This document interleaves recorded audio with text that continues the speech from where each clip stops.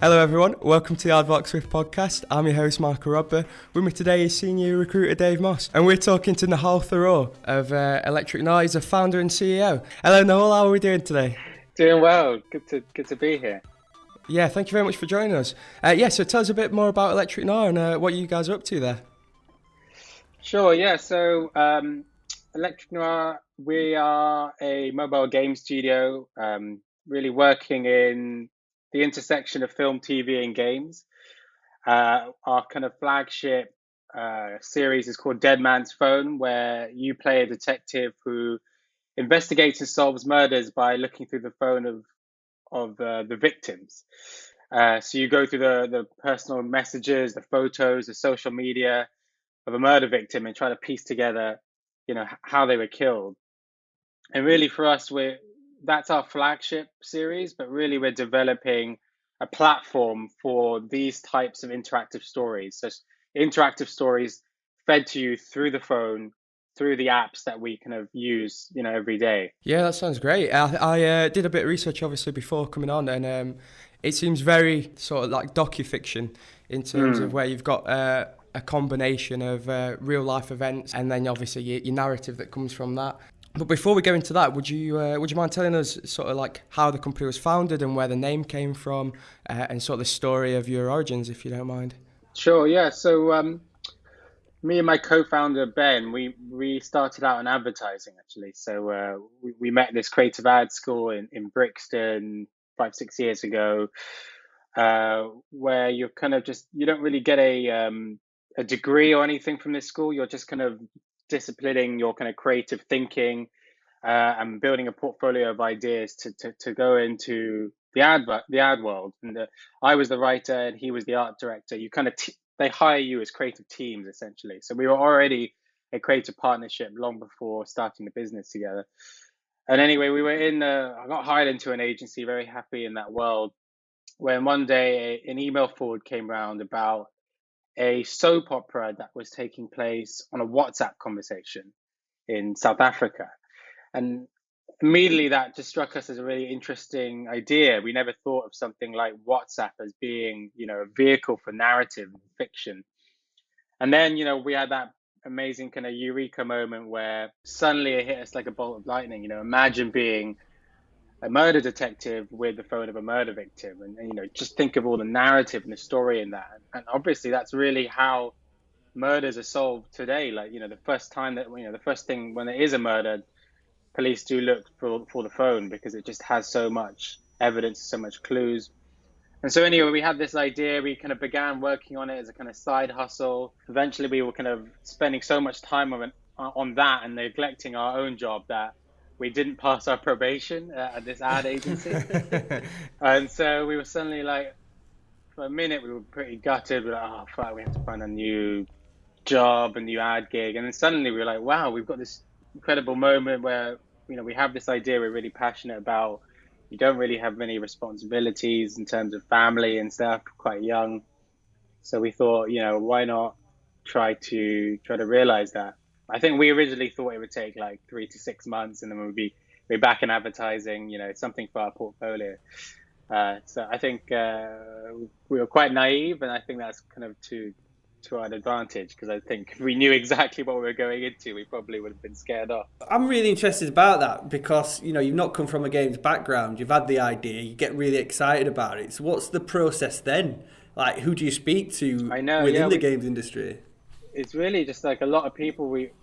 Initially we thought we could just take the idea to an established game studio and they just make it because they think it's a cool idea. So the first thing we did is just like send a load of emails to like all the game studios that we could find online and be like, hey, do you want to make this idea for us? And then like 99% of them didn't reply. A couple did. The guy from have heard of Plague Inc., the mobile game? Yeah. I can't remember the name of the studio, but the founder of that studio actually did reply, and he was like, hey, it's a pretty cool idea, but we don't just make other people's games, that we have our own games that we make. And he was like, he was kind of like, it's going to take a lot of work to do this. You might not want to, you might want to be aware of what you're getting into. So yeah, eventually we kind of realized, if we wanted to do this, we'd have to do it ourselves. And yeah, there was another studio called Quantum Soup that kind of got back to us, and I feel bad, I can't remember the guy's name, but he kind of got on the phone with us and kind of telling us, kind of giving us advice. Oh, you might need to do this, you might need to do that. So slowly we were kind of building up a sense of like how you start a game studio. Like obviously the first and foremost was finding like a programmer, because me and Ben weren't tech in any way. But yeah, it was a kind of slow realization, and just kind of one step at a time, I think. Yeah. Was that a difficult process then, for example, getting a program on board when you have only got the idea and you're obviously a startup, and to sort of convince people? It was, yeah. So when we did actually start the studio, we kind of, what we managed to do is put together like a non-playable prototype through this app called Sketch. You couldn't play through it really, but it was enough to kind of get like a video demo of it. And that kind of got us in the back door of a few games events. There was one called, I think, Games Forum London or something. This is in like early 2018. I think they didn't realize we didn't actually have a game. We kind of like blagged our way in, and they didn't really know it was literally just a video of this demo that we kind of created. But that was really lucky, because we kind of had a stand there. We had this video demo, and then through somebody we managed to talk to, they were like, hey, this guy, we're really interested in it. And there was this kind of coder there who kind of came around, and I think he's used to people saying, I've got a cool game idea for you. And he's normally like, they're never good. But when he saw this, he was like, this is very cool. And joined the company, and started, thinking about how we would actually build that. But it was a very kind of, serendipitous encounter that led to that. Yeah. When I first heard of you, when we first started speaking with you, honestly, I'd never really come across you before, but when I started looking at what you were doing and the game, I was blown away by the creativity of it and how expansive it's going to be, and obviously your further plans, what we spoke about. With the tech you're using, was it a case of you having to wait for the tech to catch up with your ideas, or was it relatively easy to transfer your idea into realization? We've luckily always had quite a clear vision of what we wanted to create, and we've never really pivoted that much on what we wanted to do. It was the tech has always been the biggest thing. I mean, the biggest challenge in terms of getting it out there and testing it. I think we were really ambitious with the level of interactivity that we wanted. Like, we really wanted to have like a full person's phone with multiple apps, with then with your police platform, and all kinds of features.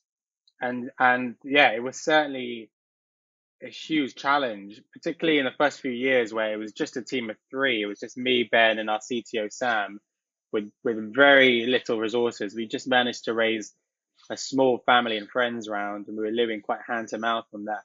And so those early years were very challenging, but thankfully, we managed to get the first episode out, of season 1, out in kind of Google Early Access, which is their kind of beta program. And that was really key for us, because that was like maybe like half an hour, 40 minutes of content of the first episode. But that managed to start getting some really good data back. So we could see a really high completion rate of that episode, and like a lot of organic traffic without any advertising spend.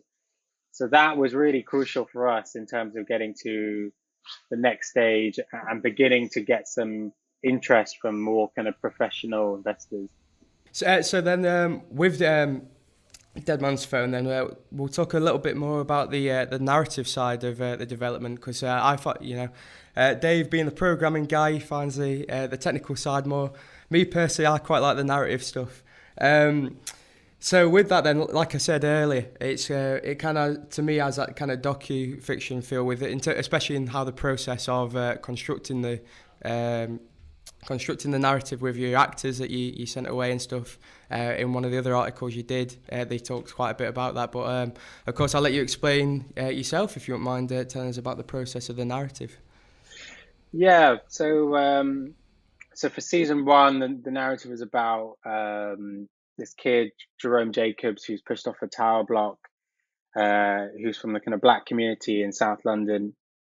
And, originally you think it's a kind of, I don't know, like a gang violence story, but without giving too much away, it's more of a meditation on kind of hidden issues of race and racism in the UK.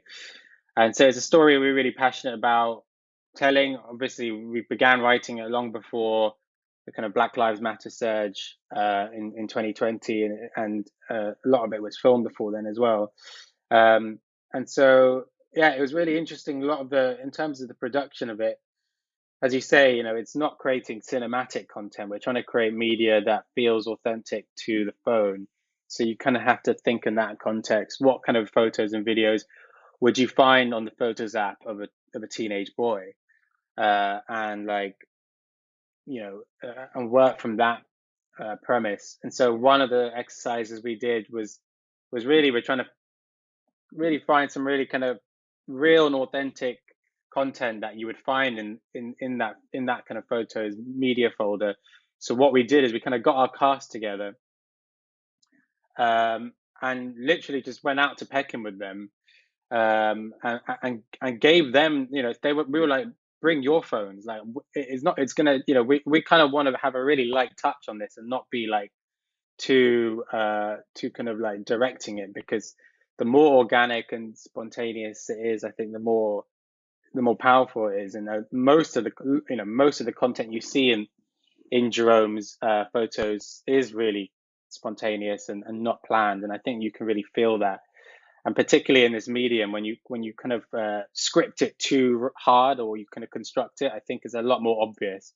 So we have to be really smart about that. But yeah, we got some amazing content of them just going around. Like, they managed to kind of get to know each other and, kind of get a good feel for each other. And then we just kind of went around Peckham and just kind of mucked about for an afternoon and gave them some cash to just do whatever they want. And yeah, the result was fantastic. And they were always really interested, I think, in a narrative that we were telling. And there was a much more challenging scene which kind of relates to kind of a stop and search that we had to film as well, which they really brought a lot of kind of integrity and incredible performances from them and from the actors playing the police officers. But yeah, it's a really interesting challenge filming in this medium, because it isn't cinematic, and people around you, don't even know you're filming a thing, because you're just using your phone.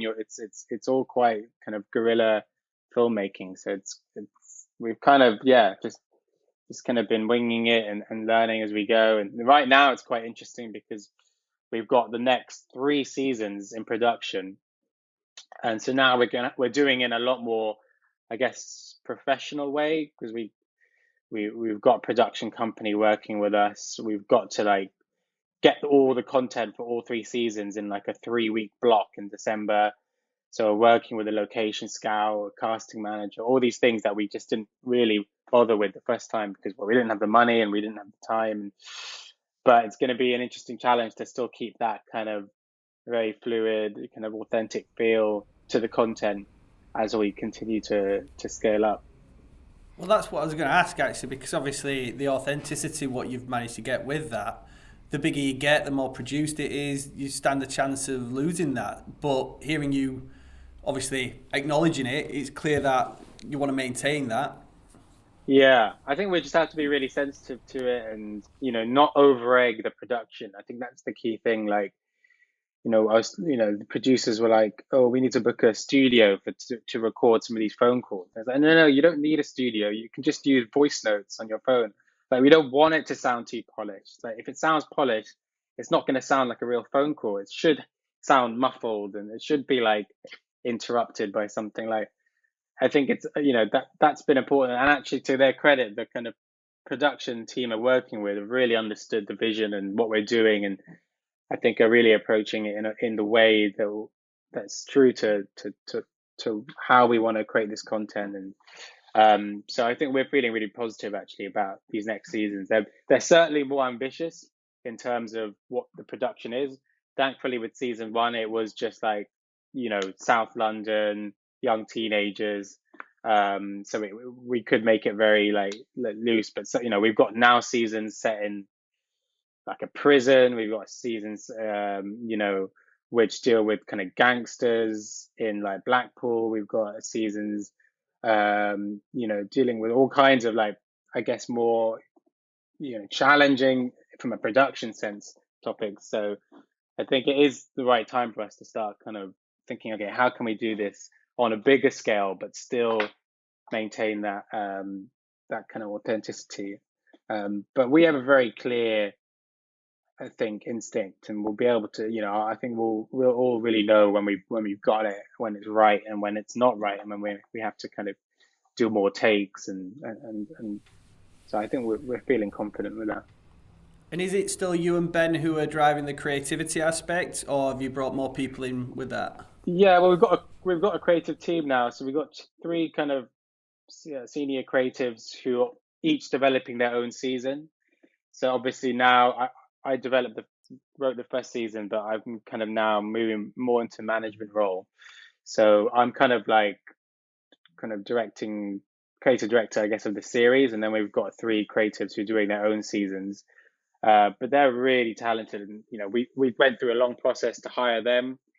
We personally felt like the best writing talent wasn't in games, at least for what we're doing, and we felt the best talent for us would be in film and TV, and that's why we partnered with Film London to kind of reach out to screenwriters, and we did like a really great collaboration with them last summer, and we got about 80 applicants doing this brief for us, and we kind of narrowed it down to about 5 who we brought to a boot camp, and then kind of hired 3 from them, and these 3 are really phenomenal writers who kind of worked at Channel 4, BBC, who we trained up in our kind of interactive tools, because we felt like learning how to use interactive tools, that could be taught, but having that amazing ear for just incredible dialogue is something that they'd have to just come with naturally.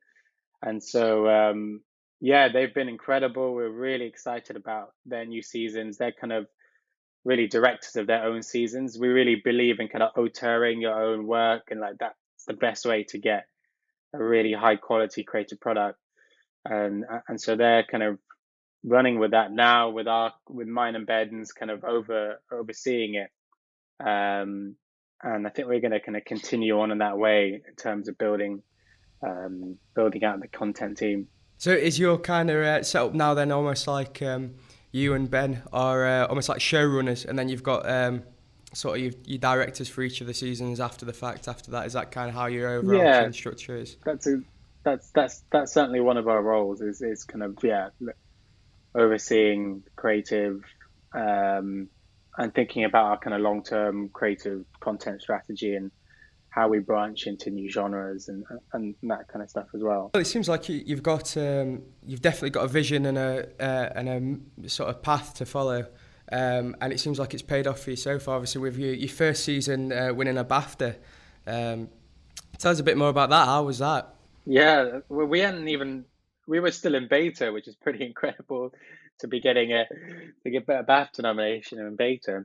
I think we got an email and we were like, oh, that's cool. But I don't think it really hits us like how significant it was until it went live, and we're like, oh shit, we actually have been nominated for a BAFTA. That's really valuable in terms of it was a great honor, and it's really cool to see that that we were nominated alongside like Pokemon Go and Call of Duty Mobile, to get that kind of recognition. And that was really, useful, I think, in terms of continuing to attract talent and to the company, and also when it came to raising our pre-seed investment, that was definitely helpful. So yeah, really awesome. It was a shame we couldn't go to the ceremony because COVID just struck as soon as it was supposed to Nightmare. be. Yeah. So it was just So fortunate. Dara O'Brien in a tux in his bedroom. It wasn't quite the same. Still very cool. The thing I love about this conversation is yourself. There's some other studios like Overview Walk where people who aren't necessarily from the games industry have an idea, and it's something what a normal established studio would never really consider. So you're really pushing the boundaries on that. How have you found being part of the industry and accessing it and networking, and how you're perceived with the more established forces? Yeah, I think that's always been an advantage for me and Ben, that we, for what we're doing, that we kind of came from the outside, because really we're trying to create a product that's accessible to people who don't play games. I think that's like the most important thing in what we're trying to create, because really we're working in more in interactive storytelling. And we see that this kind of the space at the intersection of film and games is growing, and there's a huge opportunity, particularly on mobile, of people who don't play games really, or mobile games that much, but when they look at the kind of like product that we're making, that they actually can be quite engaged by it. We call it like making them kind of accidental gamers almost, by creating this kind of like these kind of quite adult live action interactive experiences, and that's what I think really attracted the attention of our kind of investors and VCs, and they really see this kind of space really growing, really exploding in the next 5 years. And so I think it's always been helpful for me and Ben, from being outsiders. I think we've always had a kind of instinct for people who don't play mobile games for whatever reason, why they don't, and why they might kind of put their nose up at something. And this is not no reflection on games. It's just that I think we know how to design our experience to overcome any of those initial thoughts from people who don't play games, and that is really what we're targeting. Obviously, we love it when gamers get involved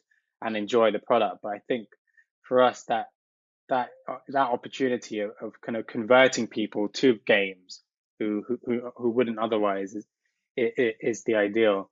But I mean, the games industry has been so welcoming to us, certainly compared to advertising, which is quite a cutthroat industry. I mean, games that most people are just so generous with their time and with their feedback and advice, all along the way, in all the conferences that we've been to and the people we met along the way.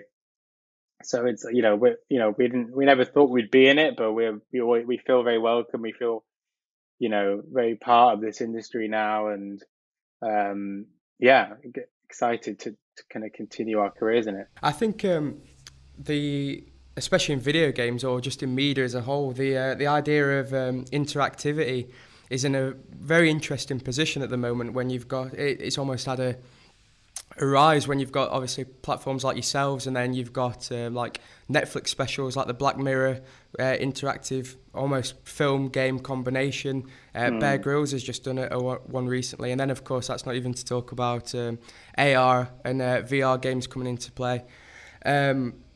All very exciting things, and there's a lot of prospects where these could go. Where do you see interactivity in video games going? Do you see this your platform as something that's going to be a big part in the future, and do you see other things coming into play?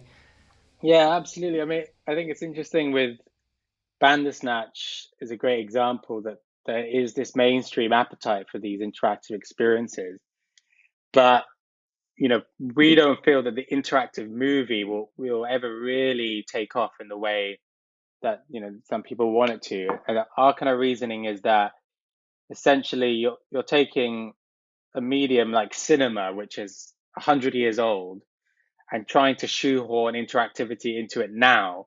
And that's always going to feel quite unnatural to people, because cinema is intrinsically a lean back experience. You want to stick it on, you want to lean back, and you want to just watch it. You don't want to interact with the movie. And we believe actually for interactivity, you need to find a medium that really has the interactivity in its DNA, that's inherently interactive.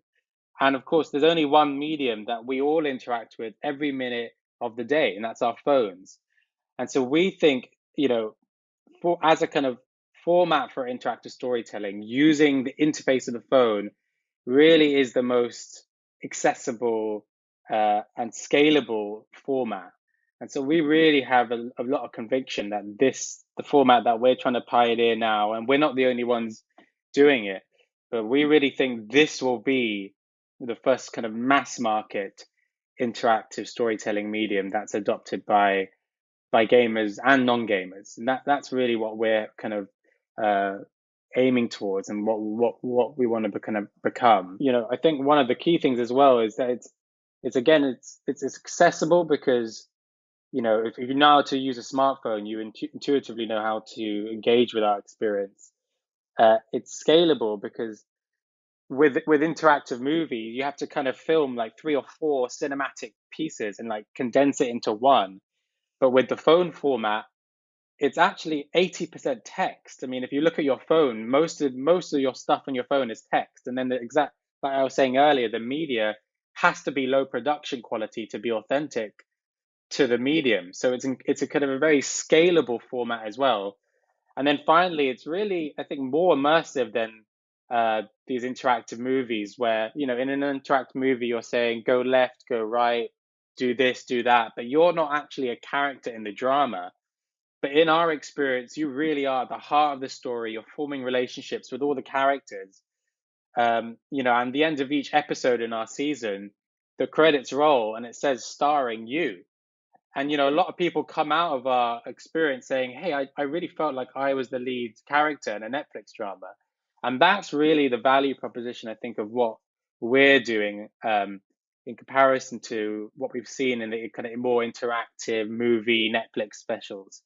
And I think, we believe that these content giants like Netflix and Amazon and Google are going to, over time, look towards the games industry and look towards what studios like us and other phone interactive stories are doing, and realize actually this is the future for interactive storytelling, and it's not in the traditional movie context.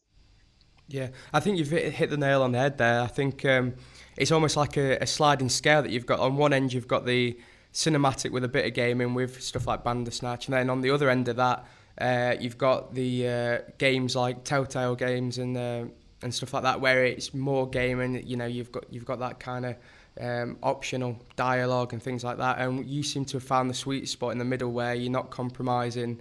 If anything, you're heightening the interactivity. You're not compromising the narrative, and you've also got the authenticity involved. So I think, you're in a very good position with that kind of stuff. Super exciting, isn't it? Yeah, very exciting stuff. But yeah, moving things on a little bit then to more stuff about your studio. You've obviously expanded from the 2 at the beginning. You've increased in numbers. At this point, you've definitely got a studio culture and sort of hiring processes and everything's a bit more in place now. Would you mind telling us a little bit more about your studio in terms of culture and hiring processes, please? Yeah, so in terms of company values, we say we're looking for kind of exceptional minds, all kind of unified by one concept, which we call generosity of spirit.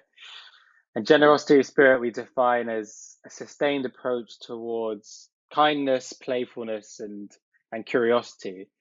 And we think these values are some of the most important values in building a really healthy and an enduring creative culture. And I think that for us is always when we're kind of going through the interview processes, and particularly in the initial ones, before we get into more kind of technical discussions with our CTO and production discussions with our producer, we are really trying to get a sense of that fit for that culture, because I think in a kind of selfish way, it's just you want to be in that kind of environment which is really open and kind and generous and playful, and you want to just enjoy that, and and if you have that disposition, even the challenging times, and there will be lots of challenging times, you're able to kind of rise above it and learn from it, and you know, nothing can stop you in that way. But also, I think in terms of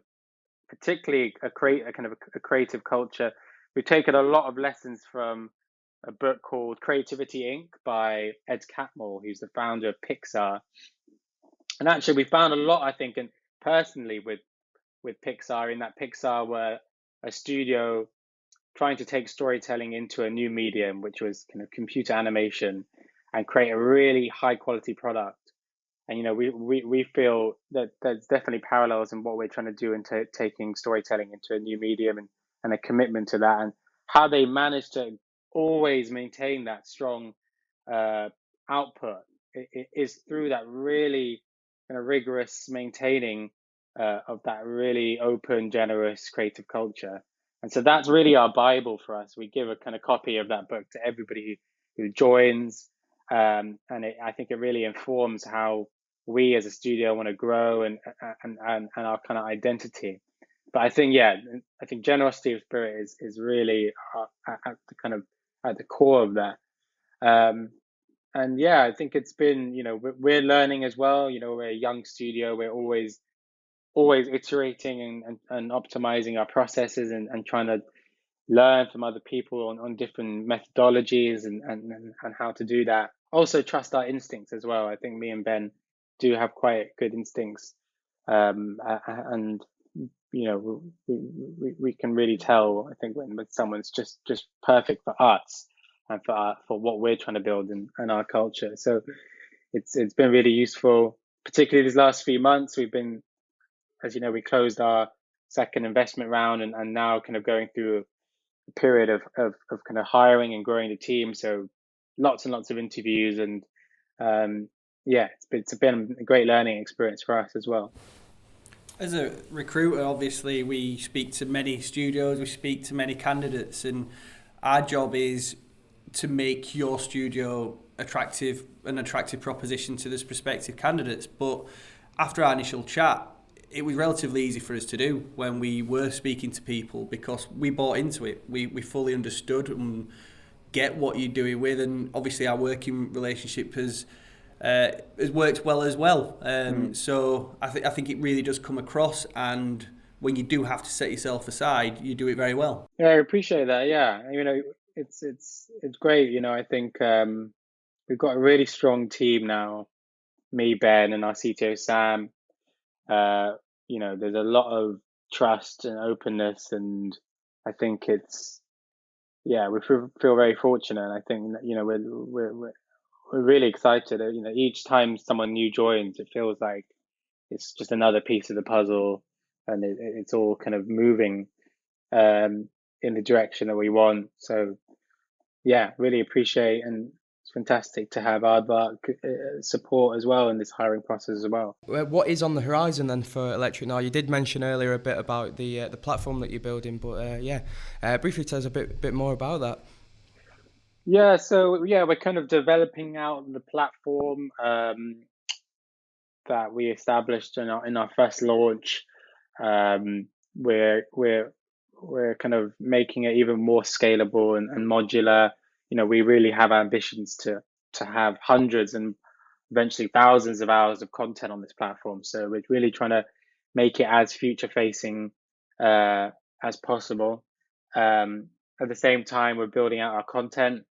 We've got 3 new seasons which have already been scripted and are now kind of entering production phase later this year, which we're really excited about, and we hope to be kind of launching on the platform the first half of next year. And then we're also kind of doing kind of early development on kind of new interactive shows as well, because while Dead Man's Phone and the kind of crime drama format we think is fantastic for the phone first medium, we really don't think that's kind of limited to that, and we want to show that this format can be exploited in a wide variety of genres, all kind of unified by our kind of proposition of becoming the HBO of story games. And I think that really kind of informs certainly how we develop our content and the quality bar that we think is essential to the success of the medium and the platform. So yeah, it's a really exciting journey for us this next year and a half. As I said, we just closed our seed round of investment. The next investment raise is kind of Series A in the kind of venture scale terms. So that in terms of kind of business goals is our next big milestone, and we have certain kind of KPI targets, obviously, that we want to hit with when we launch this new content. So it's a really exciting time, I think, for the business and also for the kind of stories that we're going to be bringing out. We definitely look forward to seeing more from you and helping you fill that studio there. If you are interested in working there, please do check out the roles that we have available on our website. But until then, I have been your host, Mark Rodber, with Dave Moss, Nihal Tharoor, founder and CEO of Electric Noir. Thank you very much.